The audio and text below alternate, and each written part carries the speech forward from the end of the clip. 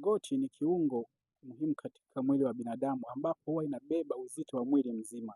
Hivyo, kila unapotembea, goti hupata presha mara mbili zaidi ya uzito wako.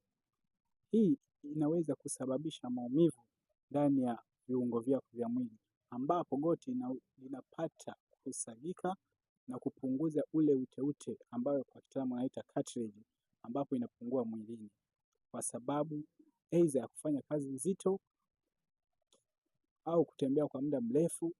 Hivyo basi, ili kupunguza hii hali, inakutaka ufanye mazoezi ya mara kwa mara.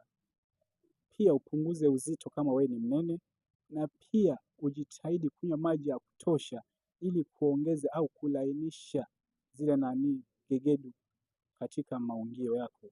Kama umenufaika na video hii, usisahau kushare, kufollow na kulike, na kwa mwendelezo wa tips mbalimbali kama hizi.